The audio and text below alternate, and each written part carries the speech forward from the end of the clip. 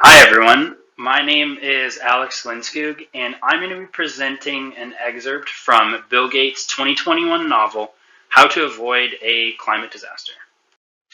In this presentation, I'm going to provide you with an introduction to the core concepts in the book, kind of a look into why zero emissions needs to be our goal, and then the existing difficulties surrounding this process. Additionally, I'm going to summarize two chapters of the book covering the generation of energy and the manufacturing sector. Finally, I'm going to skip ahead towards the end of the book to discuss what Bill Gates thinks we as individuals can do to make this goal possible. So just a quick forward about the presentation before I start, just kind of about the source material in general. This presentation is going to be a bit different from the others we've seen as it's kind of opinion based rather than an academic study that produces kind of tangible results or conclusions. Uh, Bill Gates presents kind of a lot of information to back up the claims he makes. Didn't really have the opportunity to go through all of it and cite it here in the PowerPoint just because there's so much of it. If you're needing to kind of find where some of these numbers are coming from, it's all located in the book. So one of the questions I had when I was reading through the book was, can I trust his opinion? Kind of after all, he is this like multi-billionaire, and he may have certain vested interests in financial well-beings of certain companies, entities. Like for example, I was just thinking, oh, maybe he's invested in certain oil company stocks like BP or something. But right off the hop, he addresses this and he says, as of 2019, he has divested all of his positions to any oil companies. He does have money invested in many renewable energy companies, but in this book, he doesn't refer to them in any way or by name at all. So, all in all, I do believe that this book is his honest and face value opinion of the matter. And honestly, finally, this book is quite long. I can only cover so much, so I had to leave parts out, but I do encourage you to read it. It presented a lot of information that I really didn't know about the scope of climate change.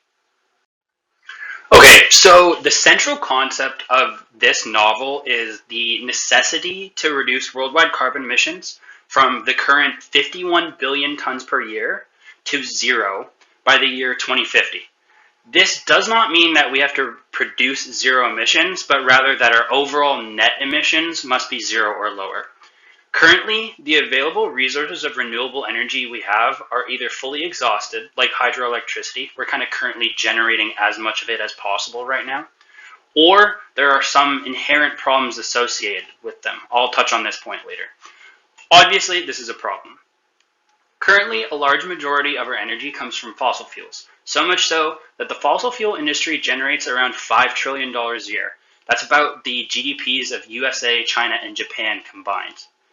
What is so alarming is the scale of the worldwide populace, that the worldwide populace is dependent on fossil fuels for everyday life. Again, I'll touch on this one later.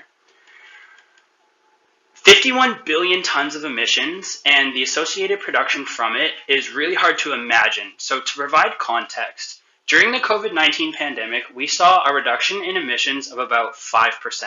So that's from about 51 billion tons to around 48, 49-ish billion tons. All that 5% took was millions of deaths worldwide and tens of millions of layoffs, not to mention kind of total physical isolation for a lot of us for large periods of time. All of that just for 5%. So you can imagine what a full 100% reduction would take. But that isn't the current climate, where, like I said, we are absolutely dependent on fossil fuels in nearly every aspect of our lives. So here we can see the breakdown of carbon emissions based on industry. The manufacturing and energy sectors, the two topics I'm going to be covering, are responsible for about 58%, while the remaining 42% comes from growing food, 19%, transportation, 16%, and heating and cooling, which is 7%. The three tenets that this book proposes are as follows. We need to get to net zero carbon emissions to avoid a climate disaster. Then 2050 is the time frame that most scientists agree upon for that date. We have the strong tools currently, but we need to deploy them faster, which is going to necessitate some societal generated momentum, as you're going to see later. And finally, we need new technologies to make up for the rest of emissions that we currently cannot account for. Okay, so does it have to be zero? And why does it have to be zero? Couldn't we just reduce, like, let's say 75%, and wouldn't that solve our problem, but just at a slower rate? The answer requires a little bit of explanation. Before the Industrial Revolution, so like pre-mid 1800s, Earth's carbon cycle was relatively balanced on aggregate. Plants used as much carbon dioxide as was generated. Kind of think of a bathtub with a stopper in the drain. A balanced carbon cycle means there's no water coming into the bathtub, the tap's off. Now, when we burn fossil fuels, we add carbon emissions to an environment well above the natural recycling rate. So we've turned on the tap and the bathtub is filling up. Anything below 100%, say our 75%, will slow down the rate the bathtub fills. But no matter what, it's still going to overflow if we continue adding water. Well, why don't we pull the plug, so to speak? Of course, that's what we're trying to do, but that requires net negative emissions. So not only have we reached zero, but we're going to somehow remove some previously generated emissions. When it comes to changing worldwide temperature, a little is a lot. For example, during the last ice age, which was around 5,000 years ago, the worldwide average temperature was only 6 degrees cooler in Celsius. During the age of the dinosaurs, the temperature was only 4 degrees warmer. During that time, there were alligators above the Arctic Circle, so that kind of illustrates how a little goes a long way. The graph you see here contains some projections on worldwide average temperature.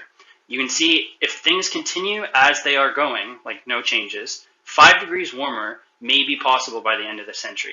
Keep in mind, these temperatures are averages, so different areas are going to be affected differently.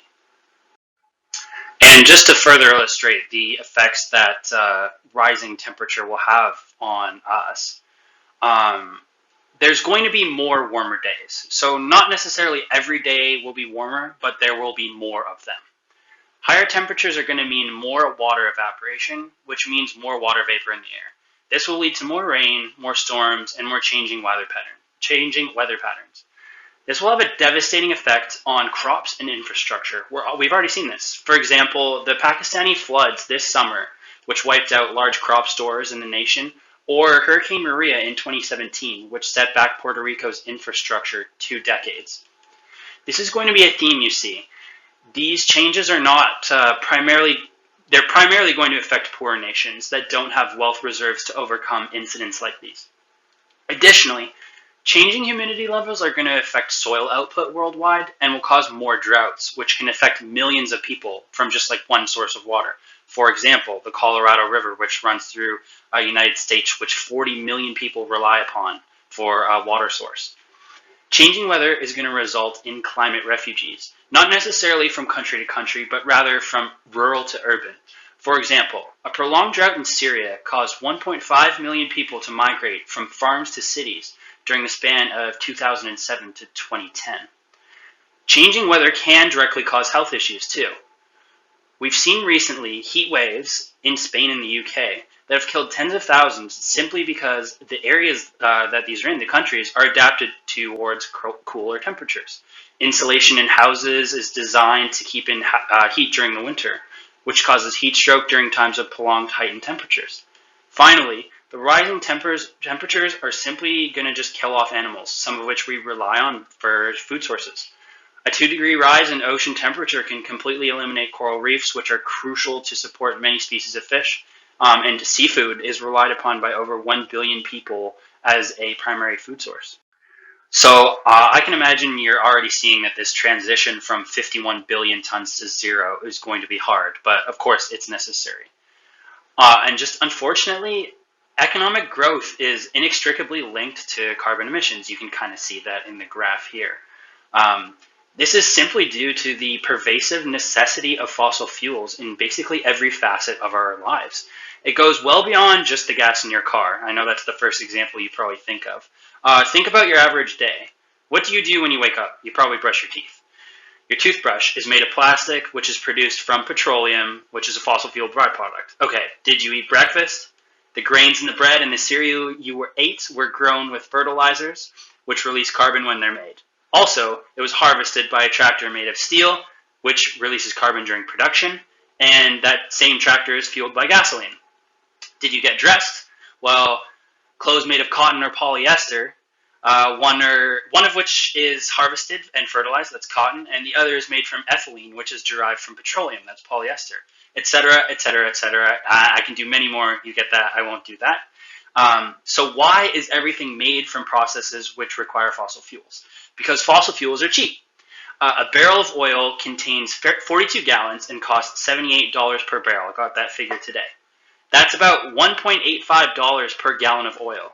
Just as a rough comparison sake, I can go to Costco and buy 8 liters of soda for $6, which is about $2.85 per gallon. So $1 a gallon cheaper for oil. And that probably can account for why over 4 billion gallons of oil are used every day worldwide. So simple then. What we do is we just switch to a different source of energy, right? Unfortunately, it's not that simple. Transitioning from one source of energy to another takes time. It takes roughly about 30 years for a new primary source to reach 20% share of total usage. You can see that in the graph here. Additionally, we have never switched energy sources out of necessity. Any changes that have simply come by a byproduct of cost. So just as an example, burning coal used to be the go-to for heating homes. Now we use natural gas. The change was spurred simply because a new extraction method was discovered that reduced natural gas prices drastically. This means that any switch to renewable energy will have to be hastened, as if we use that 30-year for 20% mark, that's going to bring us well past 2050. And again, that's only 20%. We needed a larger share than that. Okay, so fine. If switching drastically is not really realistic, why don't we just make advancements in the sources we already use? Unfortunately, again, it's not that simple. Areas in tech, such as like computers and phones, have seen like technologies and efficiencies that double nearly every 2 years. Why can't fossil fuel do the same? Simply, there is no area that we can see that much efficiency gain. The process is already nearly as efficient as we can get. Just to put it into perspective here, the first Ford car produced in about 1908 got around 21 miles per gallon. Now, the best hybrids on the market get about 58 miles per gallon, which is only about a threefold increase in over 100 years. The same goes for solar cells. The first cells on the market in the 1970s were about 15% efficient in taking sunlight and generating the respective energy from it, whereas ones on the market now are about 25% efficient.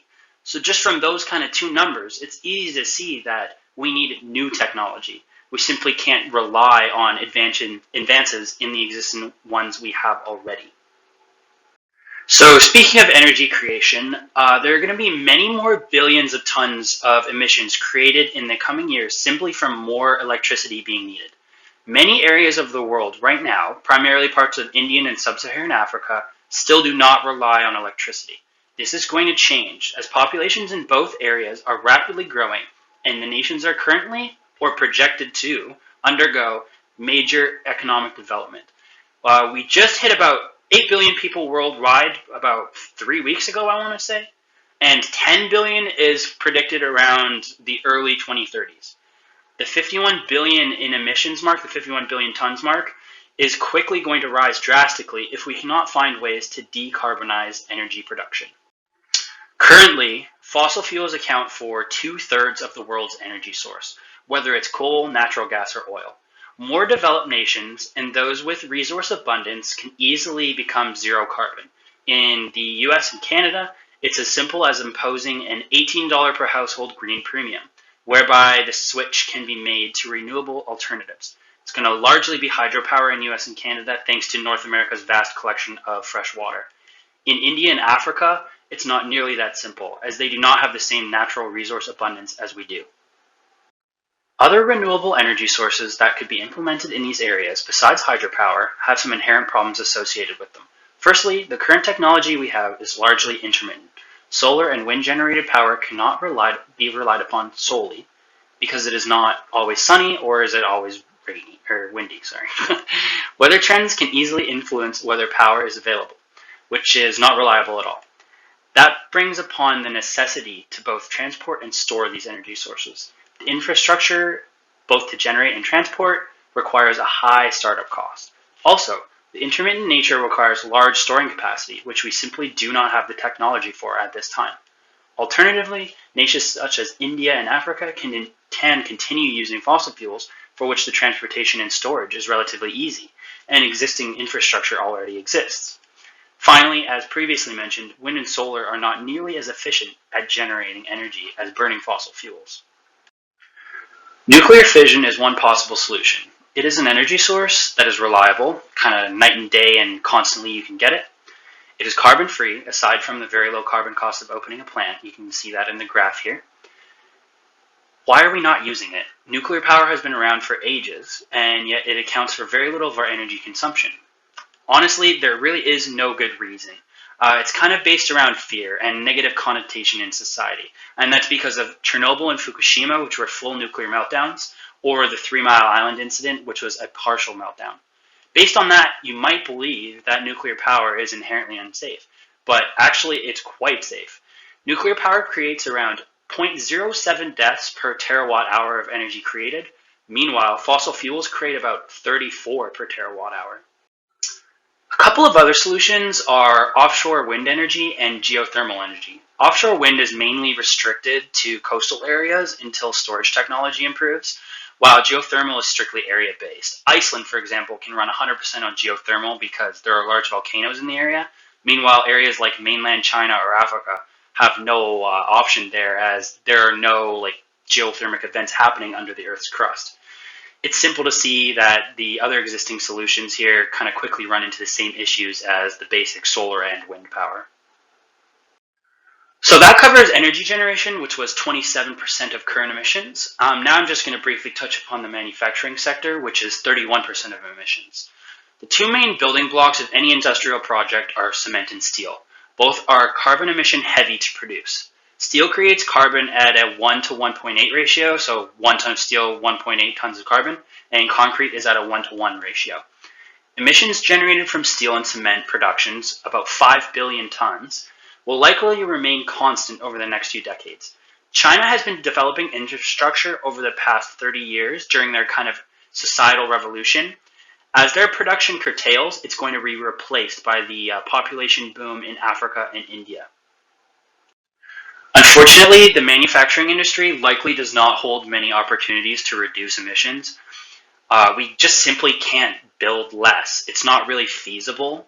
Unless there is some new technology created that can change the way we make steel or cement, these are processes that have been the same for hundreds of years, then we're stuck with the respective emissions and kind of have to find reductions elsewhere up the line. The path to zero emissions in manufacturing will likely have to be as follows. Convert every process possible to energy. Currently, some burn coal to generate heat. Get energy from a decarbonized grid, which will be increasingly possible when renewable energy sources are incentivized and more widely available. Use carbon capture for the remaining emissions that aren't accounted for. I didn't really cover carbon capture at all in here, just simply because it's a very expensive process compared to the emissions it reduces. And finally, find ways to use materials more efficiently in the production process. You can kind of see all the steps I just said are quite general and could really apply to any industry. All right, so finally, I'm going to skip ahead in the book, and I just want to provide some of Bill Gates' suggestions for every person. We've kind of been talking about the downsides. Let's get a little bit positive here. Most, if not all of the things I've talked about are at a global scale. This is stuff that you can do every day to make a change. Buy an electric vehicle. Self-explanatory, reduce your gasoline consumption. Reduce your home's emissions. Install LEDs, a smart thermostat, insulate your windows, buy efficient appliances. Subscribe to a green pricing program for utilities. That's going to be $9 to $18 a month more to cover the extra cost of renewable energy. And finally, but most importantly, you have to vote. Investing more money is key towards finding new technologies and reducing emissions through the existing processes we have. So don't support businesses that have unsustainable energy sources or promote anti-climate change messages. There's kind of an old saying that goes, you vote with your ballot once, and then every time you open up your wallet afterwards. So these are kind of the most important takeaways here. We need to go from 51 billion tons to zero by 2050. Like we said, it's going to be a really hard feat to achieve. Current renewable energy resources exist, but they're kind of either tapped out, that's hydroelectricity, or they're not really advancing sufficiently, that's wind and solar. Switching to nuclear energy is the best option we currently have for energy creation. And unfortunately, the manufacturing process is likely going to remain the same for the foreseeable future. Thank you guys so much.